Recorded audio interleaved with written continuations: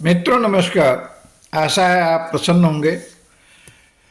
आज का सत्संग लेकर उपस्थित हूँ। किसी शिष्य ने पूछा, गुरुजी, जब व्यक्ति कर्म फल की चाह न करे तो कर्म क्यों करेगा? गुरु ने कहा, बस भगवान श्री कृष्ण ने गीता में ऐसा नहीं कहा है। कर्मयोग के वर्णन में अध्याय 2 का 47वां श्लोक है, कर्मण्येवाधिकारस्ते मा फलेषु कदाचन मा कर्म फल हेतुर्भू मा ते संगोस्त्व कर्मणि। अर्थात तेरा कर्म करने में ही अधिकार है, उसके फलों में कभी नहीं। इसलिए तू कर्मों के फल का हेतु मत हो तथा तेरी कर्म को न करने में भी आसक्ति न हो। तो भगवान ने कहा कि तेरा कर्म करने में ही अधिकार है। बात भी सही है। कोई भी व्यक्ति कर्म ही तो कर सकता है, इससे के अतिरिक्त वो कर भी क्या सकता है? फलों को चाहने या न चाहने की बात वे नहीं कर रहे हैं। वे कर्मफल में अधिकार की बात कहते हैं कि फल में तेरा अधिकार ही नहीं है, ये किसी दूसरे के अधिकार क्षेत्र में है। जैसे एक छात्र कक्षा उत्तीर्ण करने के लिए परीक्षा ही तो दे सकता है, यही कर्म है, यही उसका अधिकार है। पर अंक कितना आएगा, इस पर छात्र का अधिकार नहीं है।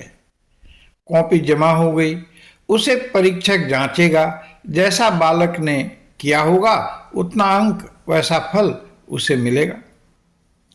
चाहने की बात नहीं है। छात्र चाहे कि उसे अंक बढ़िया मिले, पर चाहने और न चाहने से कुछ नहीं होगा। जैसा कर्म होगा, जैसा किया होगा, वैसा ही फल उसे मिलेगा। तो पहली शंका कि फल की चाह की कि कोई बात भगवान ने नहीं कही, अधिकार की बात कही जो सर्वथा युक्त युक्त है। अतः उत्तम फल चाहें, जरूर चाहें और उसके लिए उत्तम कर्म भी करें, फल स्वतः ही मिलेगा। अगली पंक्ति में भगवान कहते हैं, मां कर्म फल हेतुर्भू, यानी तू कर्म फल का हेतु यानी कारण मत हो। साफ है कि जब कर्म फल में अधिकार ही नहीं हो तो उसका कारण भी मत बनो। कारण कर्म फल का कारण बनने की इच्छा होगी तो सिर्फ गलत कार्य होंगे, अनैतिक कार्य होंगे, जिसके परिणाम भयंकर होंगे। जैसे विद्यार्थी को लीजिए, ऊपर छात्र का ही उदाहरण लिए थे। अच्छे अंक का यदि कारण बनेगा तो नकल करेगा, यानी कॉपी बदलेगा, यानी परीक्षक के पास अप्रोच करेगा। पर ये सारे कार्य अनैतिक हैं और इसके कारण उसे जेल भी जाना पड़ सकता है। अतः जो शक्ति इन अनैतिक कार्यों में लगाना है, उचित होगा कि परीक्षा की ठीक से तैयारी ही कर ले, जो सर्वथा उसका अधिकार है। तो भगवान कहते हैं, फल का कारण मत बनो, इसमें हानि ही है। आगे कहते हैं, माते संगोष्ठ कर्मणि, यानी तेरी कर्म न करने में भी आसक्ति न हो। भाव है कि अगर तू सोचे कि कर्म ही न करूं तो ये तो बहुत ही हानिकर होगा। कर्म ही नहीं करोगे तो करोगे क्या, खाओगे क्या? फिर तो मृत्यु के अतिरिक्त क्या बचता है?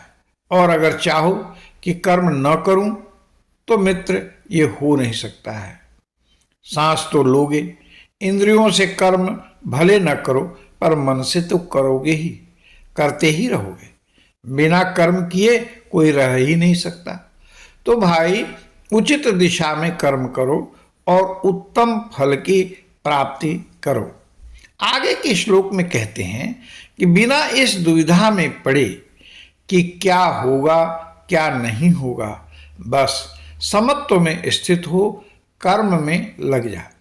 अब अगर रिक्शा वाला घर में सोचे कि हमारे रिक्शे पर सवारी आएगी कि नहीं, अगर पक्का हो कि आएगी तो निकालूं, नहीं तो आराम करूं, तो ये गलत है।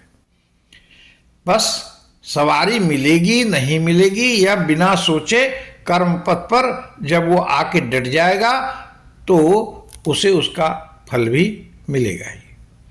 तो आशा है कि तुम्हारी यानी शिष्य की शंका निर्मूल हो गई होगी।